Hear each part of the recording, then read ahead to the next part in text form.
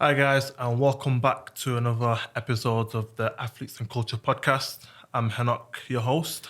And this is John Bull speaking. And listen, we've got a special guest today, family, Yamen. So Yamen's plays professionally overseas in Germany, and we started from grassroots right down to Manchester Cheetah Mill. And to see us grown as we are now, especially you, Yamen, is great. Yeah. But no, appreciate you coming on the show. Today we're going to be talking about, making it an options for players to go abroad, what they can expect, what they should look for, what they should do in the process of going abroad and playing football and what it's like. Give us a little high-level summary of you, Yamen. So for listeners who are like, Yamen, I know that name from somewhere. Give us a little high level of football you've played in Germany so far. Yeah, so of course I played in Blackburn Rovers Youth Academy in England, and then I went on loan to a couple of Southport in England, and then I moved to Germany. Yeah, I started off in Hallerscher FC in the 3rd division, where I stayed for 2 years. nice. And then I moved to Kaiserslautern in the 2nd division, and then also moved to Ingolstadt in the 2nd division, and now I'm in KFC Uerdingen in the 3rd division in Germany. Yeah. I love the way you can pronounce them teams so well. If you ask me them names, I couldn't pronounce them. Yeah, well. Are you speaking the language? Are you taking classes? Are you learning? Yeah, in the beginning, I can't lie, the language is a little bit difficult for me, but I understand 90%. Speaking, I can speak what I can get my point across, but to have a full-on conversation like we're having now is going to be a little bit difficult, because I didn't really integrate so much with the German culture, which I should have. Yeah. Because I also at the back of my mind, I'm going to come back to England. I'm going to come back to England, and I get an offer in Germany, and it's a good offer, and I want to stay a little bit longer. Then I think, okay, I'm going to stay one more year, but then I keep on getting good offers. Yeah. But wherever not, I can understand. I can live in Germany, I can understand, I can speak, I can go shopping or do what I have to do. So for me, it's okay and it's good. Yeah. And important question for me is, and I think this will tie into a story you've got a connection with. How did you get to Germany? Yeah, of course, I had an agent.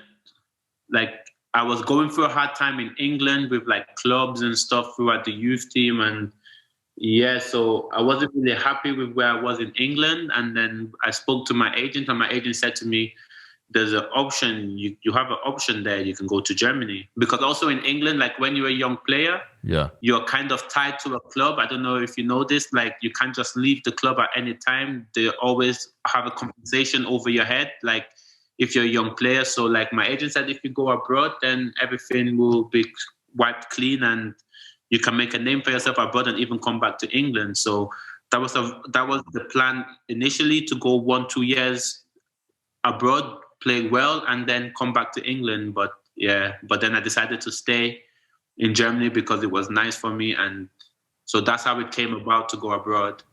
Right. So you had a little. Did you travel as well? Yeah. Obviously, I've known Yamen for years as well, since it was about 13, 14. Yeah. He was at Blackburn, I was at Liverpool. Yeah, we went together the first time. Yeah, so we went. What was the team? Hansa Rostock. They're a big club. Yeah. Hansa Rostock. I think they're in the 3rd division, aren't they? So when I left Liverpool, I was stuck in England. It was a nightmare at the time, and then we had the same agent at the time, and then we went to Hansa Rostock because we went twice, didn't we, if I remember correctly? So I remember the first time we went, we just trained trained for a week. I thought we did quite well, smashed it. It was before the end of the season, and then we came back, and then they brought us back again at the end of the season. And it was a weird one, wasn't it, Hansa Rostock? Because we went there, we played 2 games. And we both scored it was weird because we played 2 games, and in the first game I scored 2 and he scored 2. Right. And then the second game I scored 2 and he scored 2 again. Oh wow. So we played half. You scored 2 in the first half, I scored 2 in the second half. Yeah. And then in the second game I scored 2 in the first half, he scored 2 in the second half. Yeah. So we're thinking we were flying, thinking we've smashed it. Big club, they looked after us when we was there. I remember we was gassed. And obviously with me, like he said, he was going through a hard time in England. I was going through a nightmare at the time. So in my head, I was thinking, you know what, I've smashed it. Yeah. Sign. And then they just got back to us and just said like, what is it that they said that we wasn't? Did they say we wasn't fit? They said they're looking for more experienced striker. Yeah. They did the older. At that time, it was young. We was very young. We was 20, they said 19, they're looking 20. for more like an older, experienced striker. Yeah. So then it was a bit weird because it's like, well, we've just come there. The other guy at the time was like 29, one guy was 30 odd, and another guy was 25. And in them games that we played, it was only me and him who scored. Right. And we, obviously at the time it was like 19, 20. So they were just like, hey, we need someone with more experience. Yeah, which makes no sense when you're performing. And then to be fair, with that for me, I kind of lost my head. Right. Because obviously I was going through financial pressure. Yeah. I had family pressure and all that kind of stuff. And then we had the opportunity to go back to Germany again. And that's when you went, didn't you? But for me, I'd lost my head with like the situation with the agent and stuff like that. So the same like team that we're going to get onto in a minute, Yamen went again. Yeah. But for me, I'd kind of lost my head and I didn't end up going.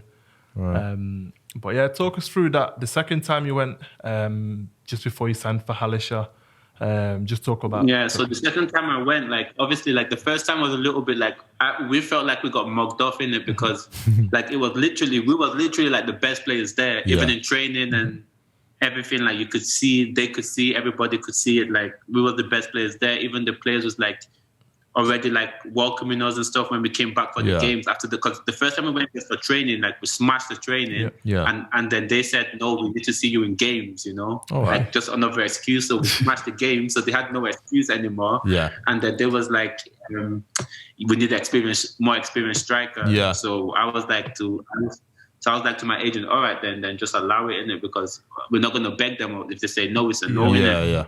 And then he told me to come back again, but this time it's for a team in the 4th league, you know. Okay. And obviously I didn't really want to do it, but it was like, just come. Like, what do you have to lose? It's not like training. It's like, but I was like, why should I go for a test for a team in the 4th league? Division, yeah. That's what I lost my head over. And that's why I got a little bit lucky because then I came back there. Right. And then because I played good in the game for Hansa Rostock, a team, Halisha FC, heard about it. So they knew about it. So when I was already there, so the team in the 4th division, after like the first 2 days of training, they said, we would like to sign you. Amazing. Like, we would like to sign you. So I was a little bit like, okay.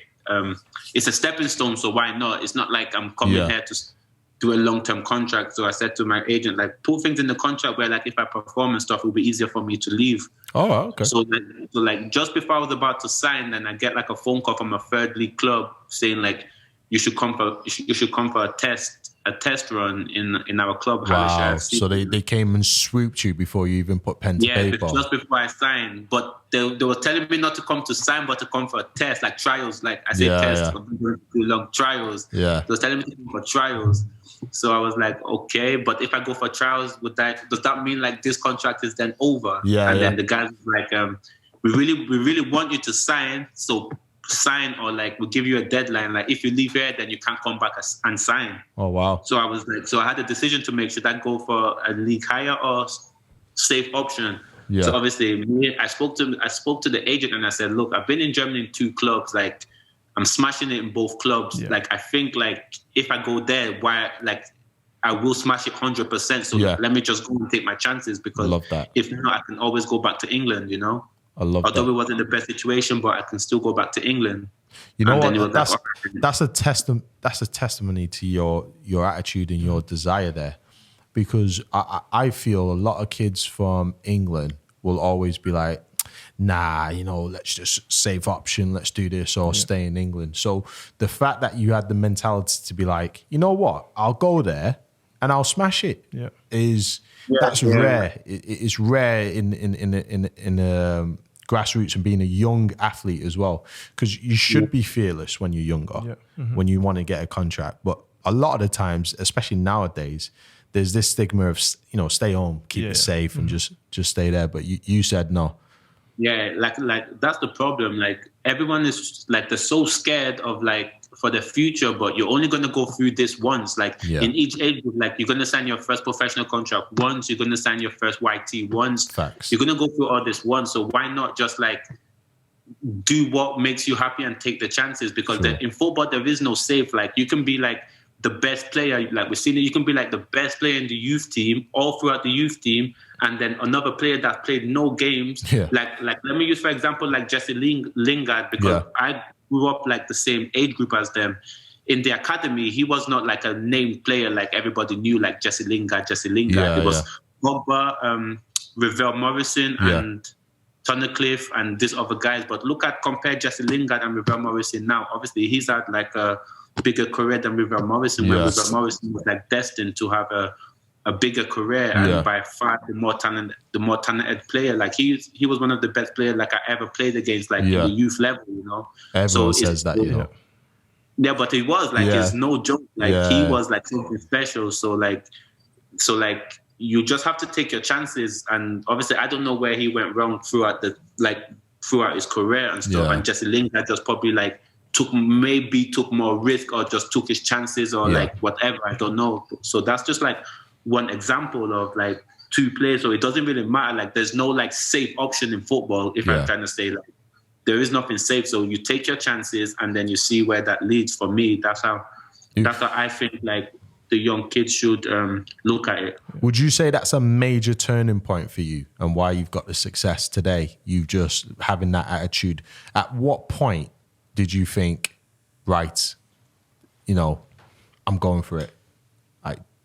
Yeah, because I was like, and for me also the thing that people will also get distracted from is friends. So like I moved to Germany, and of course I grew up in England, and all my friends are in England. Yeah, and then I'm moving to Germany with nobody, like no friends, and I'm a young guy. Like so I was like, so I just thought to myself like I watched.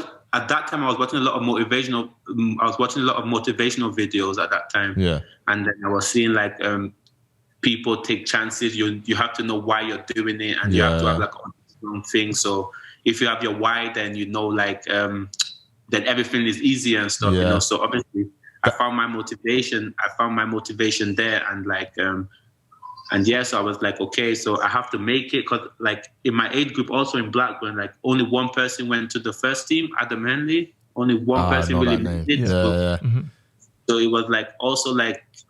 It was like we get a lot of. I know you both had it. Also, people come in and say the amount of people that will make it here is like an arm or a leg. Told that everywhere. Yeah, just trying to like. So obviously, I didn't want to be just the next guy to play football and like don't make a living from it. I wanted to play football and make a living from it. So I thought like.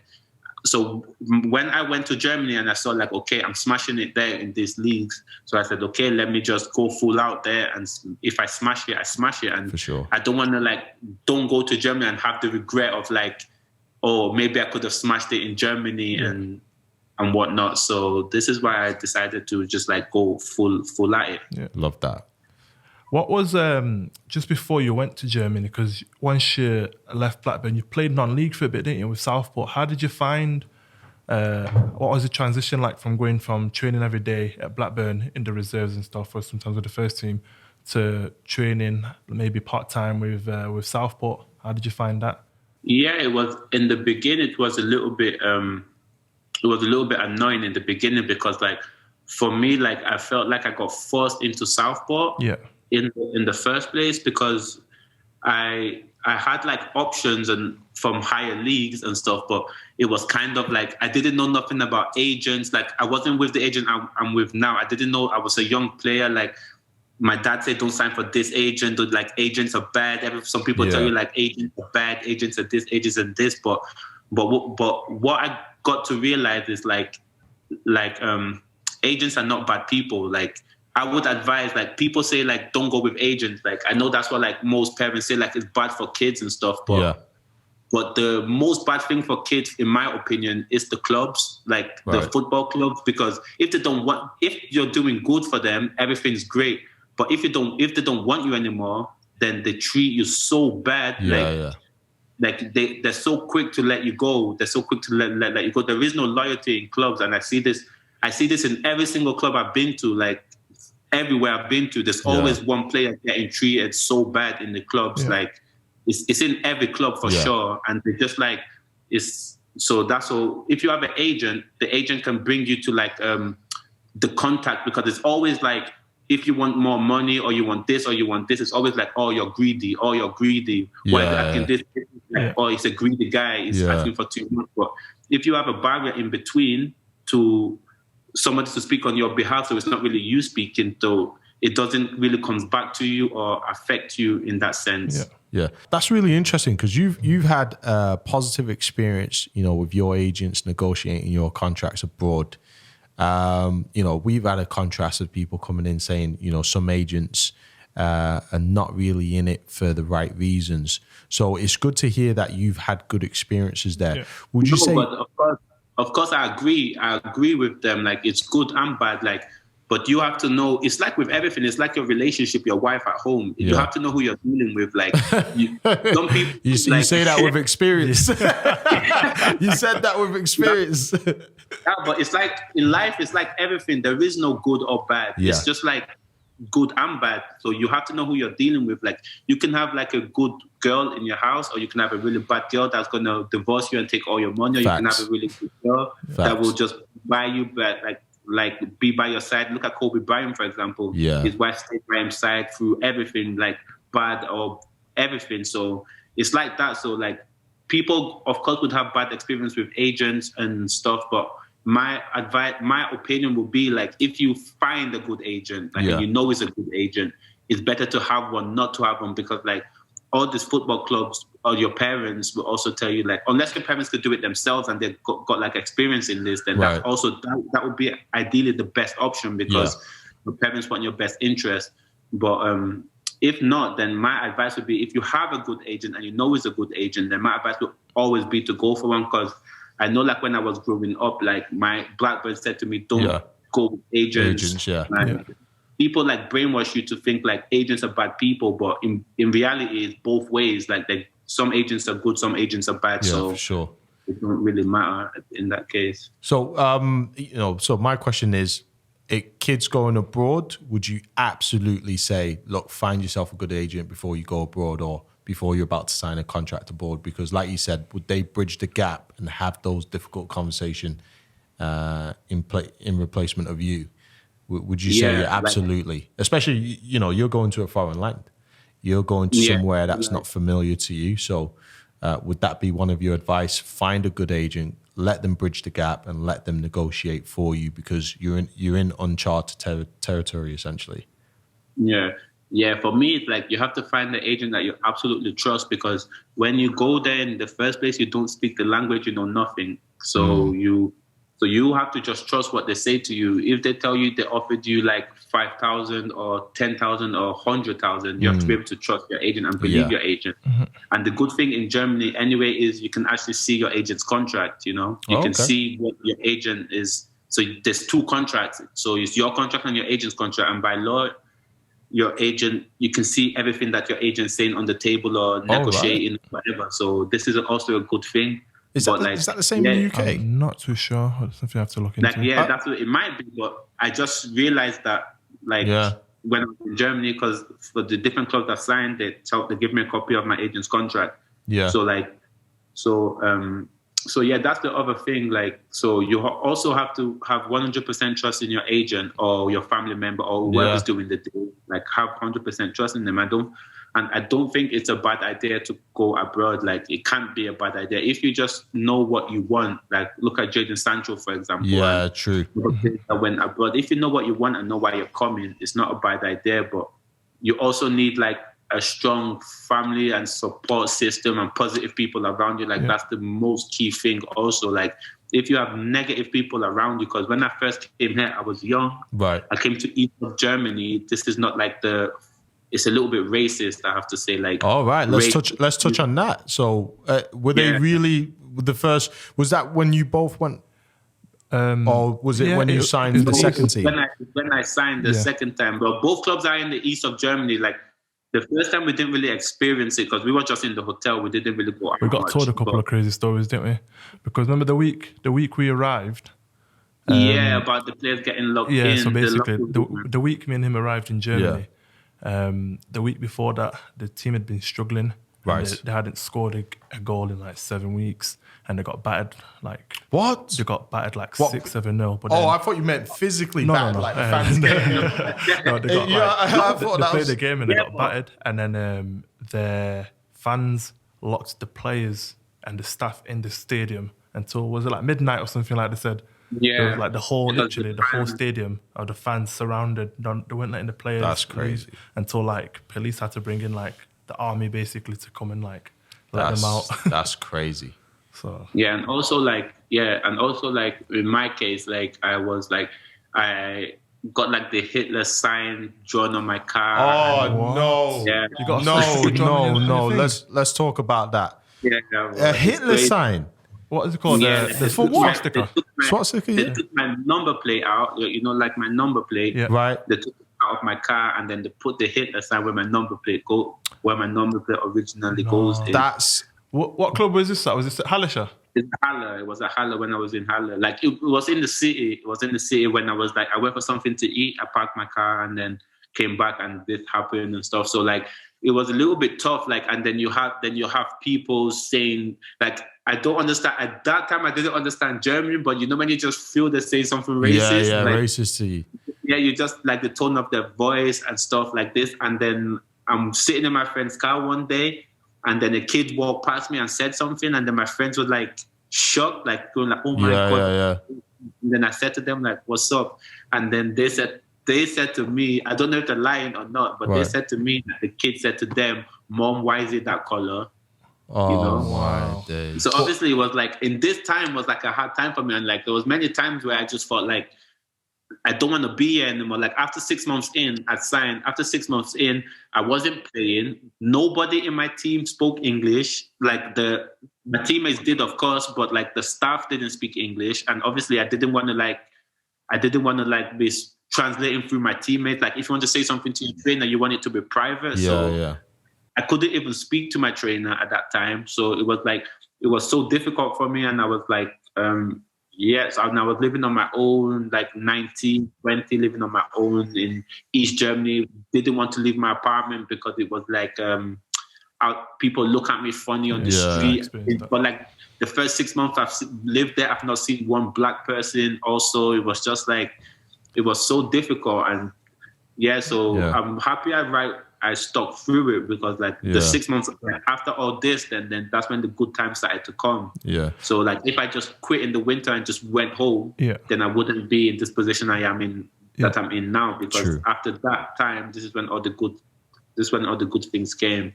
What were your teammates like? Because for me, after you went to Germany, I went to Germany again a second time to a team called FC Chemnitz.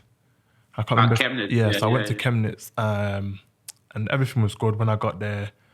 Thought I was going to sign. I was meant to be there for like 6-7 days, and I was like 3 days in. I'd read the contract and everything, so I was waiting for the agent who sent me there to come because he was coming from Belgium. Good contract, 2-year deal. I thought I was going to sign, and then the first team had a game. Because I wasn't signed, I couldn't play, and I trained with the reserves. And in that reserve session, I lost my head because basically one of the players called me the N-word. As I was training. He was like, "Pass me the ball, N-word." So the first time I heard it, and I thought to myself, okay, like maybe he's, you know what I mean? I don't know, but I let it slide the first one, and then he said it 2 more times when we was doing like a rondo.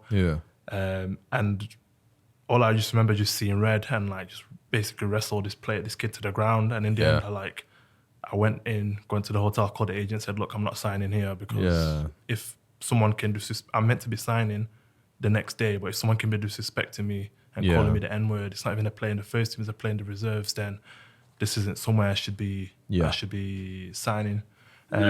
What were your teammates like? Obviously, I know you said you struggled the first 6 months.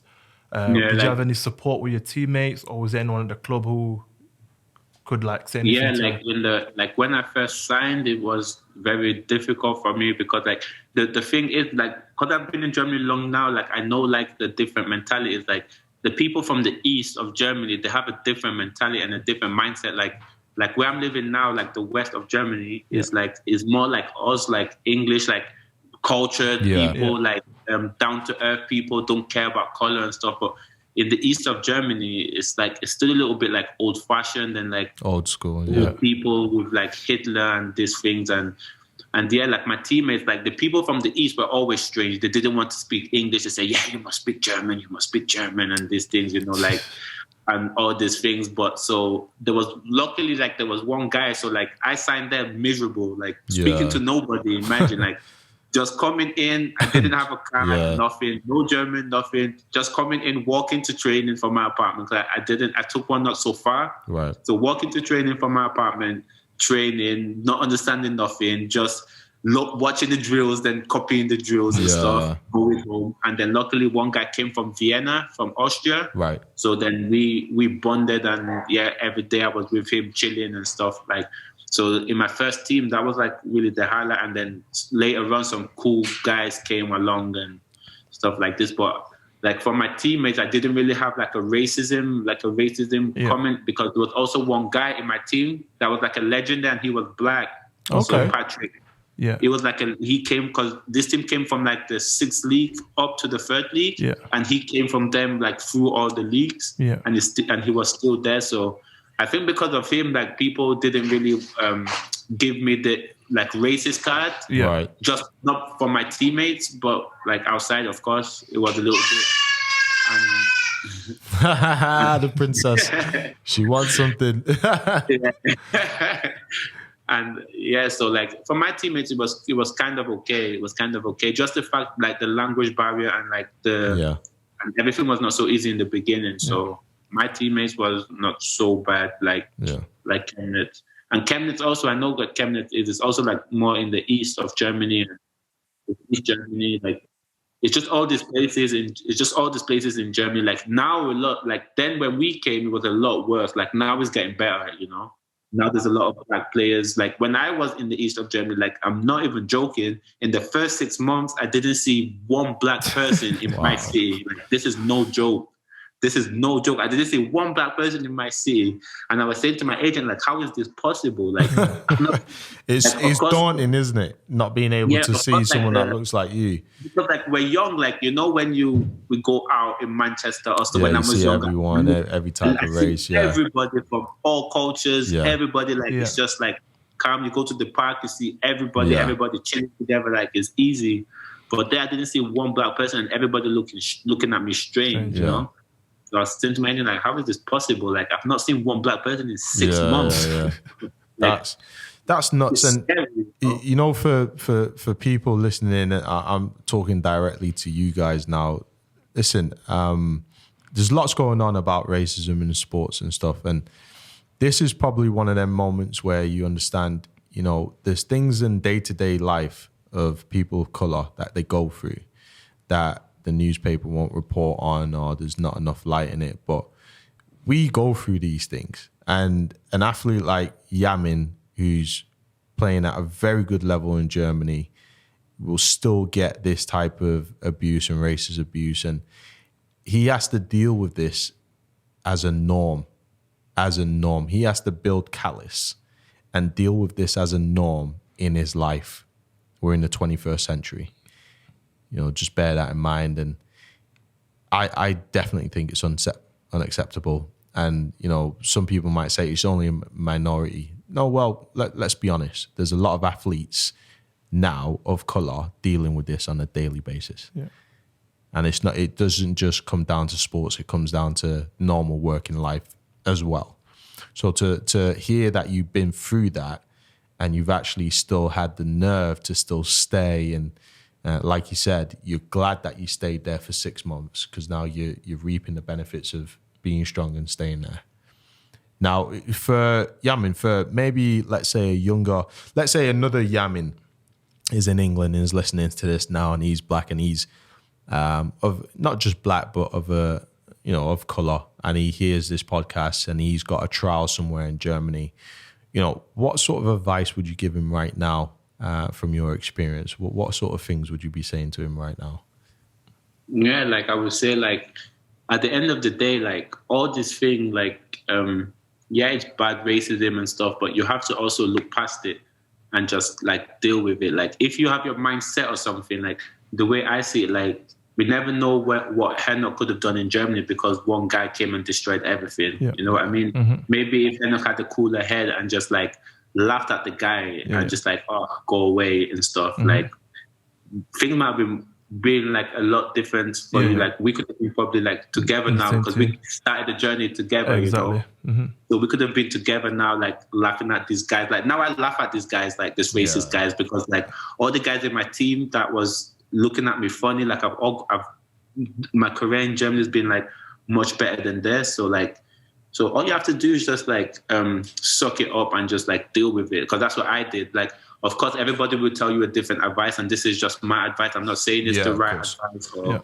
that's not what to do. But if you're in a foreign country, like what can happen? Like you see, like people make protests, people make this, but at the end of the day, we don't know when it's going to end. We don't know if it's ever going to end or when it's going to end. So we would like it to end, and we're all protesting and praying for it to end. But in the meantime, don't let this drag you down. Like you just keep your head up, focus on your goal. People make a remark to you, they're jealous, laugh at them because why else are they going to make this remark? It's 21st century, it's childish. Mm-hmm. It's not like we're not like slaves anymore, or like actually when people was actually doing it, it wasn't a remark then, it was actually like a real thing. Like you was like the N-word or whatever, or like actually being slaves, and like they actually felt that way. But now we're not slaves, but actually like equals, and they're still doing it. Like we have like brothers in the highest level, like LeBron James and everything, doing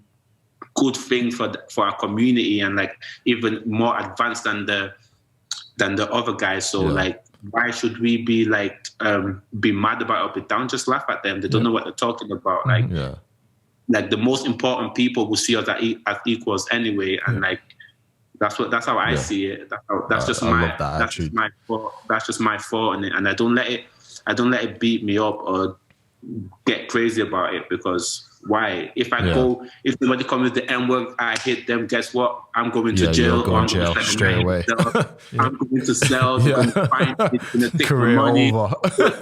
So why would I want to give them dissatisfaction? It makes no sense. Yeah, you know? You're right. For me, it makes no sense.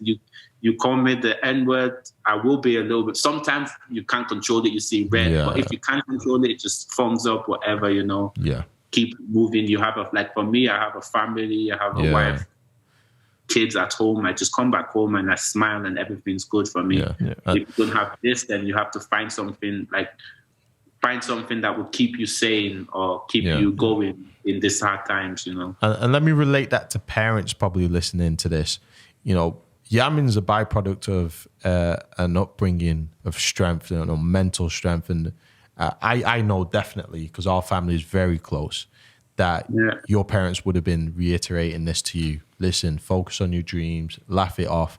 So in particular to parents, building that callus starts from home. So if you do have, a kid who's going abroad, doesn't necessarily have to be black, white, or whatever. Build that callus early on. If it's something they want to go for, if there's something they want to do in their life, really reiterate to them, look, it's you and it's your lane. You know, like you said, ignore all the naysays, all the external stuff, and focus on your goal and focus on your dream and chase it and go abroad. But parents really have to take that responsibility and highlight that early on.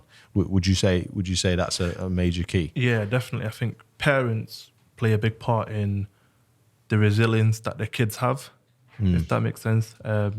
So I think once the parents put that to the kids and look, this will happen. People might look at you different because of the color of your skin or because of where you're from or whatever, because of your appearance. And I think once the kids get that into their heads, it's something that once you understand it, you won't let it affect you. You know what I mean? I think for me at the time when I was reacting, it's because I probably wasn't in the best headspace. Stuff was going on at home, and you know what I mean, I was in a vulnerable position. And looking back on it now, like I said, you should have a cooler head, because once you can overcome that, only good things can happen, if that makes sense. Yeah. Do you regret not taking that approach in hindsight? Do you regret not like Yamen said? Do you regret not ignoring it and pushing through? For a good while, I did, yeah. Because looking back on it, then now in terms of my whole football career, I don't really look back on it with too much regret, and I think I've kind of got over that hill. But at the time, yeah, because once I came back home, they were still ringing me saying, "Look, come back. Okay. We've punished the player, the agent," and I was just like, "No, I've had enough." Yeah. But obviously, at that time, I was still going through certain situations with Liverpool and with other things in England. You know what I mean? So it was a lot going on, and I didn't really have the support, if that makes sense, the support network around me for someone to be like, "Okay, cool, look, we know this has happened, but we think you should do this or do that." You know what I mean? At the time, I just didn't want to be in that environment. You know what I mean? Because at the time, everything that was to do with football was really toxic for me. Right. But looking back on it, at that point, I shouldn't have reacted, because if I didn't, the next day I would have signed a 2-year professional contract. With that team. So. Yeah, and maybe touching on the end bit of racism in football. Yamen's side, you're absolutely right. Building the callous and fighting through it is important, because you reap the benefits of it. But also, we live in an age where we shouldn't accept it. Yeah, exactly. That was my thing. We shouldn't allow that kind of stuff. And it wasn't like he just said it once and I reacted. It was like third or fourth time he said it. I kind of lost my head, and I felt like he was provoking me, sort of thing. So obviously, like I said, it's the 21st century. We shouldn't be having to deal with this, but sadly, these things still happen. You know what I mean? So it's two contrasting views, and one, you can be quite an optimist, and if you're built a certain way, you can see through it. But we live in an age where a lot of people are going through some stuff, and you shouldn't have to deal with that. But listeners listening in can sort of make their minds up on what's right. But plainly saying, we're living in the 21st century. That shouldn't run at all. But yeah, I mean, a question for you. So we got on the phone just before you jumped on, and you talked about, totally up to you if you don't want to talk about it live on recording, but the situation with your club at the moment. So what's going on at the moment? Yeah, the situation is it's a bit of a weird one. Like, it's a little bit of a weird one, because at the moment, it's like since Corona, like everything's gone bad in my club. So like, when I came here, I came from a second league club to this third league club. Like, they had a project, and they had a really rich investor, and they said, "Yeah, come," and then we want to go up to the leagues. We signed also a few players from the higher leagues, and some big names in Germany, in the Bundesliga and whatnot. And then at the moment, it's like, so like the results we got, like he invested like everything into the players and not really like around the club, so the facilities and stuff. So of course we're not getting the results that he would like which was to get promoted and stuff for the first year, and like this, and then Corona came and everything went on a break, and then we came back and he still had to pay all these wages, and gave us a pay cut and stuff. And obviously I understand like his businesses took a hit because of Corona and stuff, because it's also everybody took a hit in the Corona time. Yeah, everybody knows that. So at the moment, so like my club then applied for bankruptcy. And so they said they can't afford my wages anymore, and that is the latest. So this is what I mean. So this is the other thing I was saying. Like clubs are the worst, not agents, because like agents can only, like an agent, for me, I see like agent can only do what you're as good as you're doing, right? Unless they try to rob your money, and so that's a different topic, and that's a topic for you and your agent. And I talk about finding a good agent and stuff, but an agent can only do as good as you're doing. Like they can't play football for you, so they can only like get you to places when the interest is there and stuff, of things like that. But obviously, like the clubs, like they treat players so bad, and like at the moment I'm injured at the moment, and they just sent me like a letter. They didn't even call me or nothing, and just said, from the 1st of March we have to stop, and we have to stop because you're too expensive for the club or whatever, blah blah blah. But, so they didn't even have the decency to sit you down and be transparent and Nothing. Like, they didn't pick up my phone calls. They didn't do nothing. It just like went bankruptcy, and then just like bam, just gone. And then I speak through like a lawyer, their lawyer or something. Like they're just quoted, you know. Yeah. And, so they don't come to see me in the, like, of course, the trainer, like the coach and stuff, it's not his department, so I don't want to be bothering him about it and stuff like that. But it's not, that's what I mean. So like, it's been like football's full of up and down. So for me, it's just like, what am I going to do next? Am I going to sit here and cry about it like the whole time? Oh, you know what? Why is this happening to me? Why is this happening to me? Like, this situation I've been through before when I was younger, and I went through it positively, and this is the same approach I'm gonna go through now. You know, go through it positive, take it as a positive, and see what comes next. Yeah, you're a fighter. So you're gonna keep going. At the moment, because you're injured, are you still going to the club to get a rehab, or are you having to do your own rehab? I do my own rehab. I do everything private. Like, that's the thing. Like, since I've been getting injured, like, I get injured a lot. I've never been injured before I came to this club, and I've been getting throughout this club. I've been getting like injuries like 1 week, 2 weeks, and now I had to make like an operation on my ankle. So I've been injured like throughout the whole season. Yeah. And just the way they've treated me throughout this injury process, like, nobody called me, nobody checked up on me. Like, they gave me the wrong diagnosis at first. They told me to make an operation in a different place, which I was not even injured there. That could have literally messed me up. Yeah. But so I do everything private. So like, I'm even like spending my money to do everything private and trying to get all the best doctors and everything that I can to get back fit for myself, you know, because I see like they really cared about me when I was fit and I was playing good for them. But now I'm not playing, and they saw like, oh, it's going to be a long injury. Yeah. And my contract is running out, push him to the side. Like, so. Do you think the injuries are coming on because they've not invested in the facilities, like good pitches to train on and stuff like that? Is that why you're getting like ankle injuries and stuff? I wouldn't say that. Like, I don't know. Like, I really don't know. But like, this ankle injury I got was from a game. I got hit. My muscle injuries I was getting like so much muscle injuries that I've never been injured before. Never been injured before. So I played every season, all the games, no problems. And now I'm getting injured a lot. And then, I don't know. Like, it could be many things. I don't want to say like it's purely the club's fault, because maybe it's not, and it's maybe my fault or living style, or maybe I have to change something in my life. But like, there's a part in like, it's something wrong. And I tried to find out what was wrong, but it seems like they just abandoned me. Yeah, they lost interest, didn't they? Yeah, they lost interest. So I took it all up on myself, like, with my own personal money to find out what's wrong, where like it should be like the guys from the club to be more interested in my recovery than you know, it should be like a 50-50 interest.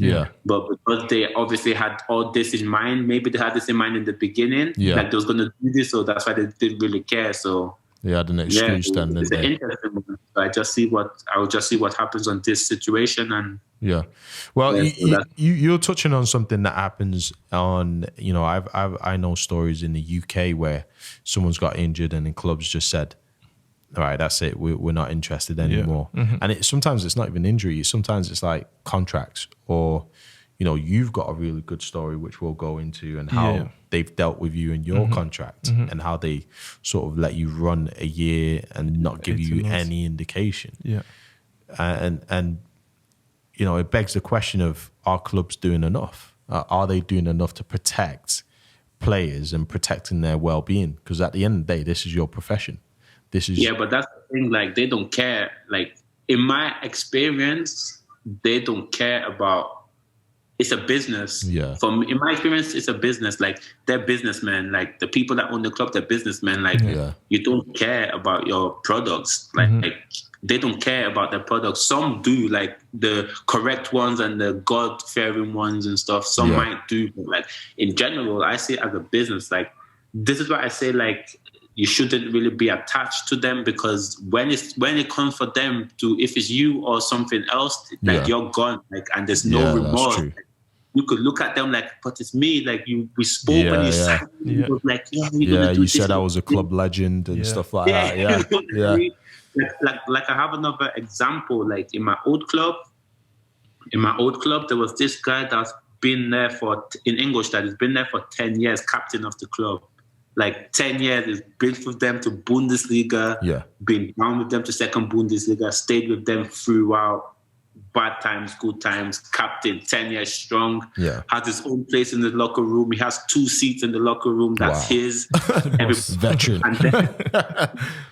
And then, like in the winter, they just give him a phone call like, we don't want you anymore. You're in the second team. Don't come to training. Oh my goodness! Like this, after 10 years of service, because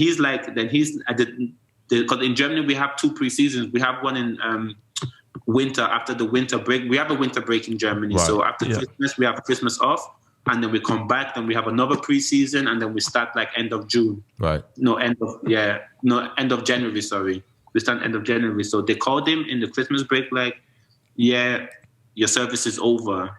Your service is over. That's Don't crazy. come back to this club. And he's like, okay, but I'm the captain. I've been 10 years. Like, come on. No warning, no conversation prior. Nothing just said, no, it's over. Please don't come to trainings camp or what. Don't come back to training. Come to the locker room and take your things. Then he was like, okay, look, my contract is finishing in the summer. I know it's over. I'm not asking to play any more games, but I'm the captain of this team. I've been captain for 6 years of this team. I just want to come to trainings camp and support my team till the end of the season because we was not doing so good at the time. Right. They said, no, come take your stuff and go. Why is that? Is that a contract issue? Is that a But it's not a contract issue because like he don't even want nothing from them. Yeah. He just wants to be with, like, he's been there for 10 years and he's been captain for 6 years. So he's like, actually his all interest is just like, okay, let me stay with my boys because I'm the captain. Right. He's our captain. He's like, let me just stay with my boys. And they just like, nope, take your stuff, second team to your contract is over and then bye. Crazy. You know? And after 10 years service. So then I think to myself, like, if they can do it to him, like he's been here for 10 years. Yeah. They're not like, it wasn't correct, and the football business is like, it's not correct, like to players. So of course you might have the odd guys that would only love you if you're doing good and if you produce value for the club. Once this goes away, then it's over. Like it happens everywhere. We see it in highest level, lowest level. Yeah. It happens. Turn into cannon fodder as soon as that interest goes. Yeah. And for whatever reason, they just don't want you anymore. They just cut the ties, cut the lines, and try and get rid of you.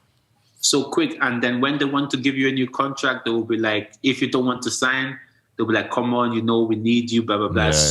Make it sugar. So that's why my opinion is just do what you want.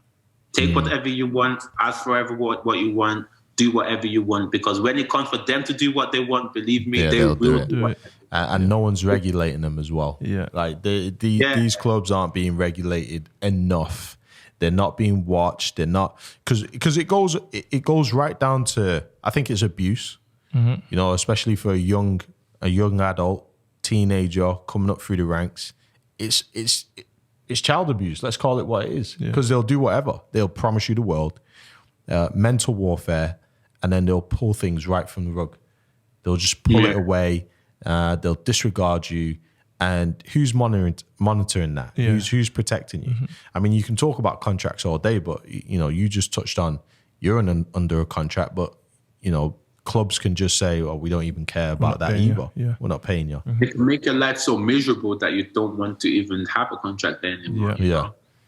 I see this also many times. They make your life so miserable. They tell you like the team is training. They tell you to come in super early. Then you come in early. Then you go for runs and stuff. So So like for me, it's just like if you're a young guy, chase your dream, and whatever you want is not impossible. It's really not impossible. Just like whatever you want, just go for it. Like don't even think about it because life is too short. And of course, like for me, I could have even been higher than what I am now because of some things. Like if I had to, when I was younger and people said like, if I had to do it all over again, when I was younger, I was like, shut up. Yeah. I was like, what are you talking about? Like, you're just talking. And then when I went to like my primary school to speak to them, I was like, if I was your age, I would do it all different and stuff. But like, when I said it, I meant it. Yeah. But then I had deja vu of somebody saying it to me and me telling him in my head to shut up. And I just started to laugh, like, all the kids are telling me to shut up right now because that's what I was doing. But like, it's true, man. It's true, man. And like, when I was younger and all these people, older people spoke to me and stuff, like, I wish I listened to most of them, and then things would have been like, I'm not in the worst situation, but things could have been a lot better. And I think like in everybody's life, like, there could always room for improvement, and things could be like a lot better for them. And yeah, man. So that's the thing. So like, I wish like the young kids would just like listen and just like people that already been through this experience. So that's why your podcast is very good, because I'm sure like there's so many different so many different situations. So for sure there will be a kid in my situation, a kid in Henoc's situation, a kid in another guy's situation, and you don't have to make the same mistake twice. We've made the mistakes already, so just listen, and then you can do whatever you want to do. If it makes sense, it makes sense. If it doesn't, do it your way, you know. I agree. So just like that. No, that's a beautiful segue to giving advice for, you know, what's your top 3 biggest advice that you'd give a kid considering going abroad or going through some tough times? What would you absolutely say? Yes, do these 3 things and you'll be in good stead. And what's also your top 3 don'ts? Don't do this in particular because it'll end up X, Y, and Z. Just dropping some gems for you know, for kids going in the system or maybe in the same situation as you. For me, I have like, from one, like I said it a lot, like you really need a good advisor, which agent, family member, whoever you trust is going to get the deal done for you. You need this 100%. You need for sure like somebody that you look up to, like more time a family member. Like if you don't have like a family member or a role model or something that would just keep you like going, because like when you come at the age I came, it's very hard. Like it's young, you're alone, you're away from all your friends. And the cool thing is I had also cool friends that came to visit me and stuff. So it was like nice, but like sometimes you will miss your life because that's not your life. You know, you grew up a certain way, then you come to a completely different, like in my case, was a completely different culture. Like if I went to another place, it was like a similar culture, it might have been better, but it was a completely different culture. So you need like somebody there to like motivate you all the time and try and stay away from negative energy. And the third thing is just chase your dreams, man. If that's what you really want, that's what you really want. Like, don't think too much about it. Just chase your dreams. As long as just work hard, do your best, and chase your dreams. Because at the end of the day, it's like you would want to say to yourself, like, I did everything, I gave everything, but I just wasn't good enough. Like, no this regrets. is a much better feeling than like, or like, I didn't even try. You know, like you say to yourself, I didn't even try. Things could be like this, but I didn't even try. So just regrets. Give it, just no regrets, man. Just if that's what you make. And for me, like 3 things not to do. I'm really not a big fan of like things not to do, you know, because like I think like if there's something you want to do, just do it. And then like unless like it's really stupid or like people advise you against it or like mistake that's already been made, but my mistake might not be your mistake. Like I could have made a mistake, like I said, like these things like I've said all today, but it don't mean like it's the right way. Like you could do exactly what my mistake was, but do it right. Do you know what I mean? So it doesn't really make sense for me to say to somebody 3 things not to do, because like nothing is like impossible or nothing is bad. Like whatever you want to do it. And then if you're motivated, I think everything should work out. You know? Okay, that's a good part you said there. So let me ask you a different way. What are 3 things you would tell players maybe wanting to come abroad to watch out for? So not necessarily don't do, but just be conscious of. Okay, like basically the 3 positives. So like agent, because like for every positive there's a negative. You know? So basically the 3 positives. So watch out for the agent. Watch out for the people here, because some people would like pretend to want the best for you, but like suck the energy away from you. So, like, So like, so just like, and you obviously don't want a bad agent to put you into like something that just interests them. Like when I came here, the plan was all set on the table. I knew everything that was going on, which was good for me. You know, that's how I wanted it. So like, if you want it a certain way and your agent is telling you like, oh, no, and you don't have to know this, or why are you asking this? Like, then maybe it's not like the right match. Yeah, the right match, Yeah, so like, get the right match, and the one thing that I would say people should do that I didn't really take serious is get into the course and learn the language. This is also you gotta learn it. So you know what they're calling you behind doors. You can go home and be like, you always said to me. Man. You always said to me before. No. Yeah, man, get the language. But all in all, it was a good decision, and to stay in England maybe would have also been a good decision. To come abroad was the best decision I felt at the time, and it worked out for me. Yeah. So man. So it was. So that's what I have to say. So going forward, obviously with your current situation, how do you see the next, let's say, 12 to 18 months going? Are you looking to stay in Germany or stay abroad, or do you still hope to one day come back and play in England? For me, it's like I never really think like. I must stay in Germany. Like, when I was younger, it was like, I got a good offer there, so let me just like, it's good. I want to come back to England, but I got another good offer. Like the clubs I played for in Germany in the second league, Kaiserslautern and Ingolstadt are big clubs in Germany, like traditional clubs and big names. Like you guys would not know them so much in England, but in Germany they are actually like well-known clubs. So like, for me, I just see, and right now it's different because I have a family now. Not just like a decision for me alone. So it's like I have to think about what is going to be best for my family. So like it's been a weird situation because of like Corona and all these things. So I'm not really like 100% sure where I will be next or what's going to happen.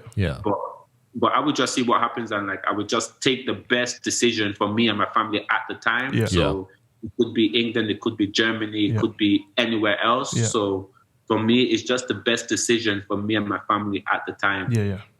I'm going to take the decision on. I certainly, we'll certainly be keeping an eye on your progress and tracking you, because you're a big inspiration for kids that grew up in your area. And I know there'll be a few kids from Cheetham Mill remembering the Abraham Moss days and stuff, especially kids that you played with in your age who will listen to this. And I hope they take steed, and I hope they take, motivation on how you've sort of tackled your challenges abroad and the opportunities that have presented itself. And I really hope. And you were inspiration for me also in Abraham days, because like it was all when I came to Abraham. I was like, before I was just like, I like football, play football for fun. Like this, but it was like then I came to Abraham. She was there at the time with June Kelly. Like, bless June, she's like the loveliest woman, and everybody from Cheetham Mill knows how good she is. And then you go up to the academy levels, and we're still there. Where like June is like saying, John Bull this, John Bull that, playing academy. Then you see like, okay, he lives like 2 minutes from me. He's playing could be a professional football. It's possible. So I want to be the same. So actually, you was actually like the first stepping stone for me like, becoming to where I am now. So man. So it was. I love that, and it's sort of again full circle, being able to talk about your career, and sort of our experiences, and giving back to these kids as well, and just making them know that it's so possible. And they can do it. So, much appreciated for you coming on and sharing your segment and sharing your experiences. And this will be a segment that will be flushed out in the future. 100%. Because, we've got yourself as a perfect example of taking a chance and taking a risk and, getting the rewards from that. Whether that be deciding on where you want to play, going to a different countries, coming out of your shell. You certainly set the bar. And I hope people listening in that are from Cheetham Mill can see how far you can really come if you have your type of attitude. Definitely. So I'd just like to say thanks for coming on today. We'll definitely be keeping up with your career. We're going to attach your social media handles in the description below for those watching. I'd just like to say thank you again for coming on. Yamen, what is your Instagram? Shout your Instagram out. What is it? My Instagram is Yamen O35. That's my Insta. Yamen O35. Blue tick Insta. Love that. Do you have a Twitter as well? Twitter handle or anything like that? No, or just Instagram? I only just really use Instagram. Like I don't use the other platforms. So I'm on Instagram. Yeah. And you know what I'd love to do as well? So, listeners listening in, especially from Cheetham Mill, playing at grassroots, feel free to drop us a line. So athlete culture as well. Athlete culture on all social media, Twitter, YouTube, Instagram. Yeah. Talk to us. Tell us how you feel listening to experiences, and we'll be able to share our experiences and hopefully give you advice on some stuff. Especially if you're thinking about going abroad or just football in general. But Yamen, it was a pleasure. Appreciate you coming on. It was nice speaking to you guys. Thank you, bro. Big one. Cheers.